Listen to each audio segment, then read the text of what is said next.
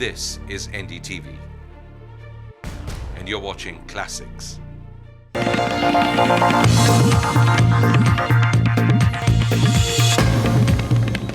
Hello and welcome to Walk the Talk. I am Shekhar Gupta, and with me today, perhaps one of the most lovable characters on Indian cricket pitch. Not just the most lovable, also one of the most talented and perhaps one of the most competitive we've ever seen. Irfan Pathan, welcome to Walk the Talk. Thank you. It's such a pleasure to have someone so young and so talented and someone who radiates so much joy and happiness. Thank you, sir. Thanks a lot. आपका सबसे बड़ा quality यही है, you make people happy, I'm sure you even make batsmen whose wickets you get happy sometimes. Yeah, that's good. It's always been good that people like you and all other people think like that, and it's always feels really good to me. And of course, like playing cricket is a most important thing in my life, and that's what I'm doing. And mashallah, and I'm doing pretty well now in last 2.5 years, whatever I played, and it's been pretty good. And yeah, being a lovable character, it's an even better thing. But you do radiate joy. Is that something you've had since your childhood, or you've acquired this very special trait since you started to play cricket? Actually, I'm like that from my childhood because I'm a bit naughty. You can say that because when I was pretty young, me and my brother used to हम लोग बहुत मस्ती करते थे, और मेरी mummy papa बहन है मेरी छोटी, उनको बड़ा परेशान करते थे. We used to tease my mother, my father, my sister a lot. Me and my brother, both of us, and even me to my brother, I used to tease him a lot. And actually this character comes from my childhood and the way I brought up. कैसे मस्ती करते थे, बताइए ज़रा मुझे. बहुत छोटी मस्ती, जैसे कभी मोहल्ले में गए, जैसे मैं मस्जिद में पला बड़ा हूँ, मस्जिद में गए, मोहल्ले में गए, मस्जिद से बाहर निकल के थोड़ी देर थोड़ा चेंज देने के लिए, तो जैसे पैसे की नोट पड़ी हुई है उसको बांधा, रात का टाइम है, सफ़ेद डोरी लगा के नीचे रख दिया पैसे, तो कोई उठाने गया वापस खींच लिया, कोई उठाने गया वापस खींच लिया, और कोई भी जैसे और भी बहुत सारी ऐसी गोली आप कई बार बैट्समैन को भी देते हैं अंदर आके बाहर निकल जाती है. वो तो मुझे भी नहीं पता होता अंदर आके बाहर निकल आती है, लेकिन कोशिश करते हैं. क्योंकि आप किसी के अंदर आके बाहर निकलते बाहर जाती हो, अंदर भी आती. गिलक्रिस्ट का आपको याद है, आपने जब सिडनी में विकेट लिया था, वो लगा कि बाहर जा रही थी और अंदर आके उसको बोल्ड कर गई. बड़ा हम सब लोगों के लिए हाई पॉइंट था कि इतना यंग इंडियन फास्ट बॉलर और गिलक्रिस्ट को ऐसे बोल्ड करे, वो भी एक क्रूशल स्टेज में मैच की. काफ़ी अच्छा लग रहा था. ऑब्वियसली जब वो विकेट मिला मुझे, वो मेरा सेकंड टेस्ट मैच था ऑस्ट्रेलियन टूर पे. ऑब्वियसली वो ऑस्ट्रेलिया के सामने तो मेरे लिए भी बहुत बड़ी बात है, उनके सामने सिर्फ खेलना ही. और स्पेशली जब विकेट मिला तो बॉल रिवर्स हो रहा था बहुत अच्छे से, तो मैं और सचिन भाई बात कर रहे थे. इससे पहले राउंड विकेट बॉलिंग कर रहा था, फिर मैंने सचिन भाई को जाके बोला, सचिन भाई मुझे एडवाइस दे रहे थे कि पहले तो राउंड विकेट डाल, उसको ज़्यादा रूम मत है. फिर मैंने उनको अपना एडवाइस बताया, मतलब अपनी बात बताई कि भाजी मैं थोड़ा ओवर द विकेट ट्राई करना चाहता हूँ. तो बोले ठीक है ट्राई कर. आखिरी बॉल था और फिर मैंने ट्राई किया तो एकदम फुल डालने की कोशिश किया और अच्छे से सही जगह पे गिरा और विकेट मिला. तो इसीलिए इतने खुश आप नज़र आए कि कई बार लगता है ना कि जो प्लान किया वही हो जाए अचानक. हाँ, तो एक स्पेशल हैप्पीनेस थी, मुझे नज़र आया. हाँ, क्योंकि आपके चेहरे पे सब नज़र आता है, आपके चेहरे पे छुपता कुछ नहीं है ना. अच्छी बात है, पता चल रहा है तो बहुत अच्छी बात है. One can read your face. Actually हम भी चाहते थे कि आप बात करें बड़ौदा की, कि वहीं बड़ौदा में जाते और आपके मोहल्ले में शूटिंग करते, लेकिन आप बहुत मसरूफ़ हैं इस वक्त, तो हम कर नहीं पाए. तो दिल्ली के ताज होटल में आना पड़ा. मुझे पता है आपका एनवायरनमेंट ये नहीं है, आप और बड़े कमिटेड रहे हैं आप अपने एनवायरनमेंट को, मोहल्ले को.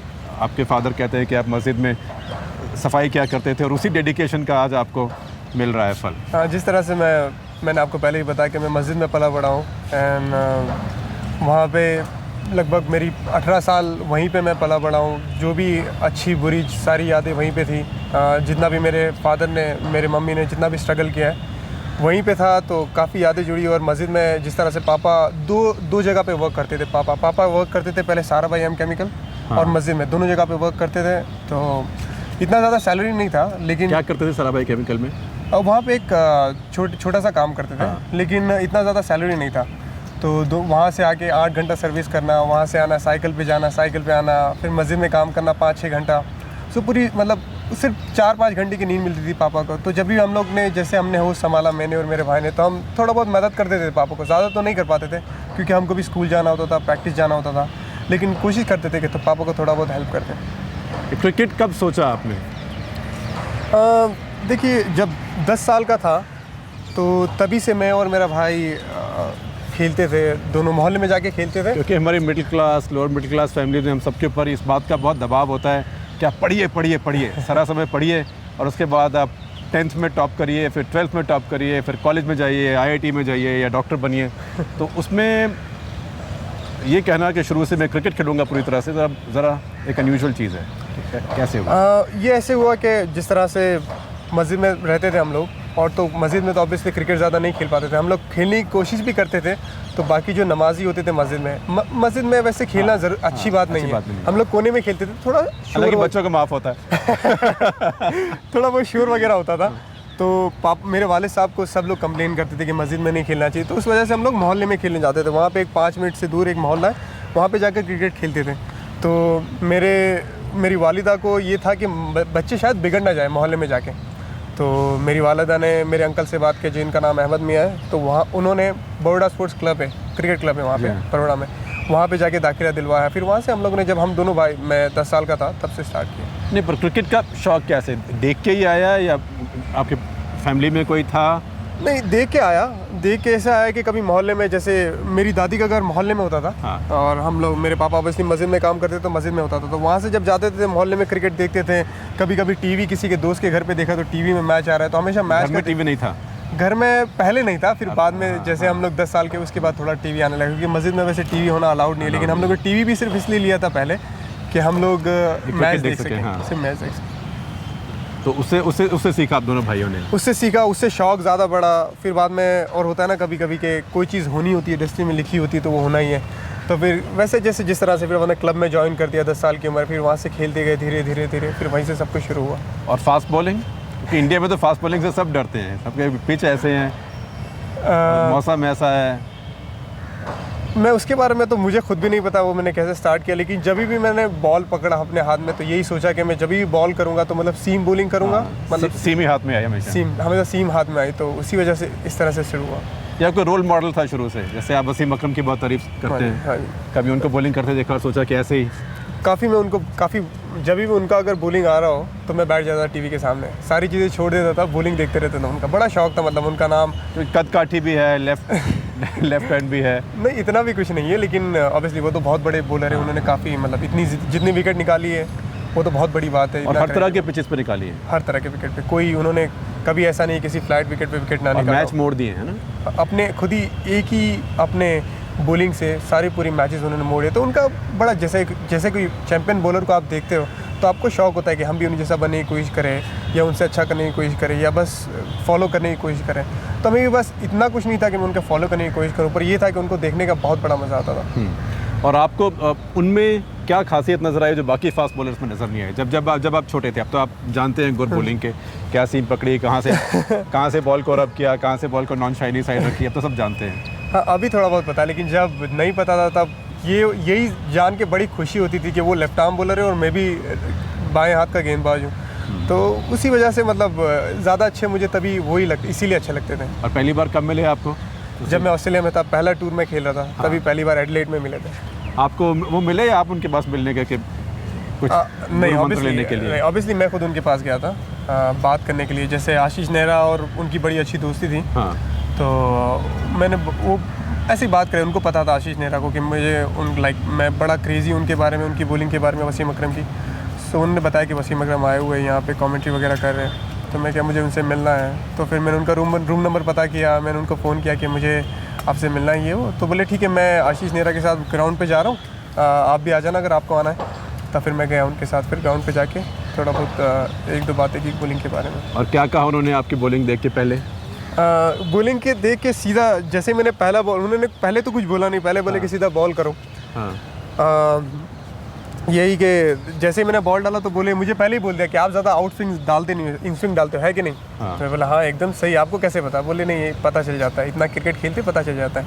तो फिर वैसे बात सीखती गई। लेकिन मैं एक बात ये ज़रूर कहना चाहूँगा कि लोगों ने और मीडिया ने ये बात को काफ़ी दूसरी तरीके से लिया है, क्योंकि जहाँ भी मैं जाता हूँ हमेशा यही सवाल होता है कि वसीम अकरम ने आपको कोचिंग की है। हाँ। कोचिंग करना और टिप्स देना अलग बात है। दोनों अलग अलग बात है। हाँ। तो वसीम अकरम मेरे कोच नहीं है, लेकिन उन्होंने डेफिनेटली, मैं हमेशा उनका शुक्रिया अदा करूंगा सिर्फ वो एक बात के लिए कि उन्होंने मुझे टिप्स दी जब उनके पास। और टिप्स देने से भी सबसे मेरी बड़ी बात ये थी कि मैं जब उनके पास पहली बार गया तो उन्होंने इतने अच्छे से बात की जैसे क्रिकेट में 4-5 साल से खेल रहा हूँ, बहुत कॉन्फिडेंस से बात की, बहुत कॉन्फिडेंस दिलाया, तो मेरे लिए सबसे इंपॉर्टेंट बात वो थी। और टिप यही दिया कि आप आउट स्विंगर ज़्यादा बॉल करें, या ये भी कहा कैसे करें? हाँ, ये भी बताया कि कैसे करें, क्या करें, मतलब हल्का से 1-2 चीज़ें छोटी सी बताई, लेकिन हर किसी की बस में नहीं होता कि हर चीज़ वो कर सके।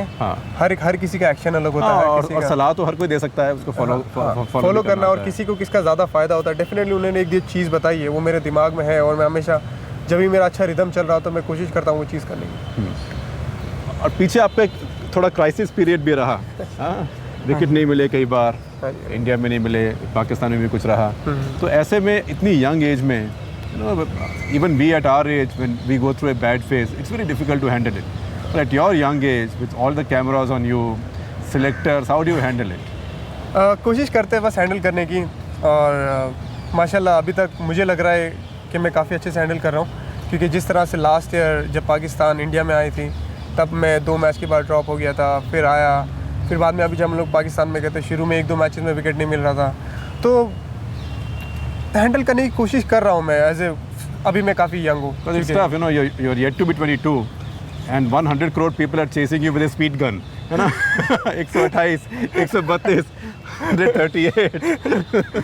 अभी ये तो सारी चीज़ें तो मैं नहीं कर सकता, क्योंकि मैं हमेशा ये सोचता हूँ कि मेरा मेन काम है विकेट लेना। हाँ। और जिस तरह से लोगों ने स्पीड के बारे में मेरी बातें की है, जैसे कि मैं तेज़ बॉलिंग नहीं कर पा रहा हूँ, ये नहीं कर पा रहा हूँ। इरफान पठान, आप बताइए क्या क्या करेगा? इरफान पठान बॉल को स्विंग करेगा, इरफान पठान पहले 2 ओवर में ब्रेक थ्रू दिलाएगा, इरफान पठान बैटिंग भी करेगा, इरफान पठान फील्डिंग भी करेगा, इरफान पठान तेज़ बॉलिंग भी करेगा। Irfan Pathan will also be an opener and he will also be the night watchman.